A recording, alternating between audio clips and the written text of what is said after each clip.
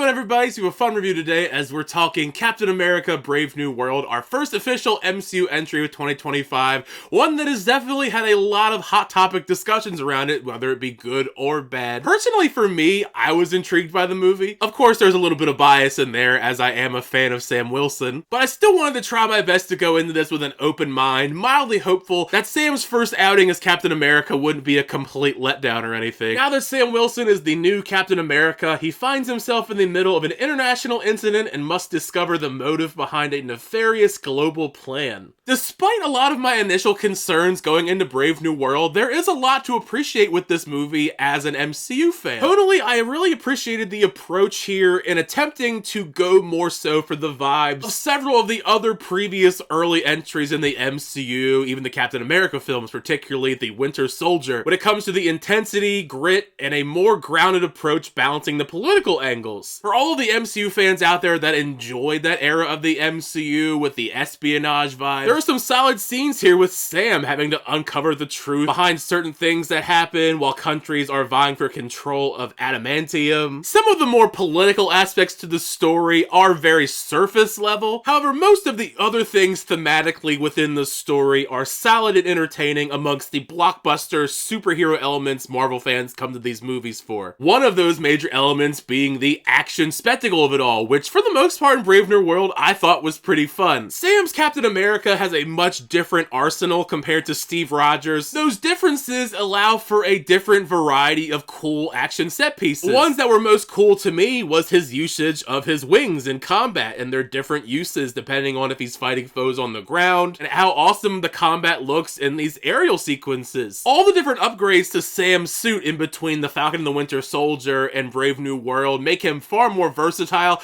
I'm not a big fan of the helmet personally. That's kind of a thing I've had an issue with for the majority of these MCU properties in recent years, these CGI nanotech-like helmets. I didn't have any problems with any of the other upgrades that Sam had to his suit, because he gets put through a lot of stuff fighting the Red Hulk. Now, I've always enjoyed Anthony Mackie portraying Sam Wilson. After the Falcon and the Winter Soldier officially passed the mantle to him becoming the new Captain America, I was very excited to see him lead his own film, even if it took far too long to get this off the ground between the Falcon and the Winter Soldier and this, since it's been roughly 4 years since that show was on Disney+. Now that Anthony Mackie has taken up the lead in his own Captain America film, I think he does a pretty good job overall. He continues to bring this authenticity and empathy to Sam as a character, no matter the circumstances put in front of him, that makes him incredibly likable. He brings a very unique and different perspective to the character, and it feels like with Brave New World and where we take him, we're only kind of scratching the surface for where we could potentially go with Sam for the future of the MCU. Plus, I really liked all of his different interactions in the film with Danny Ramirez, who plays the new Falcon. Their dynamic together was so fun, and I loved all the scenes that they had. It made me wish that they were in even more scenes together. Same also goes for Carl Lumbry, who returns from the Falcon and the Winter Soldier playing Isaiah Bradley. He too gets several different sequences to shine in this. At a time in the MCU where things are so much in flux, we really have no idea who's going to be the leader of the MCU, the Avengers, etc. After everything that we see Sam having to overcome in Brave New World, I feel like he's at least earned a real shot at being one of the leaders of the MCU moving forward. Besides Anthony Mackie, the other major standout here, for sure, is Harrison Ford stepping in to be Thunderbolt Ross. Besides the more exciting aspect of his character, the fact that he turns into the Red Hulk now, it genuinely feels like Harrison Ford is having a lot of fun with his portrayal, packing on so much charm to this version of the character. When we eventually get to the Red Hulk of it all in Captain America Brave New World, that section of the film is pretty epic when he does appear on screen. By far, that sequence between the two of them is the best action sequence in the entire film. Not gonna lie, it did have me worried several different times throughout, or Sam's safety if he was even going to find a way to get out of this fight alive, since Red Hulk is just that much of a beast. By the way, you could probably assume this if you just watch any of the ad campaign. Just do not expect to be seeing a ton of Red Hulk throughout the movie. Regardless of the fact that Red Hulk is plastered all over the marketing campaign, posters, trailers, TV spots, there is a reason why, for the most part, all the footage you see of Red Hulk is in one singular action set piece. It's something I just want to make sure I'm clear about, because there's for sure going to be somebody out there that goes into this expecting Red Hulk to be in the movie a ton, and they're going to walk out disappointed. What's a real shame for me, at least, in Captain America Brave New World is how overly weak the villains are in the movie. As somebody somebody that actually did enjoy The Incredible Hulk back in 2008, it was cool to finally see Tim Blake Nelson be fully realized as the leader and paying off something that we've been waiting for 17 freaking years. Compared to the overarching story in Captain America Brave New World, he feels so secondary to most of what the film decides to focus on. Sometimes this movie is kind of strange in that way, because this is supposed to be Captain America 4,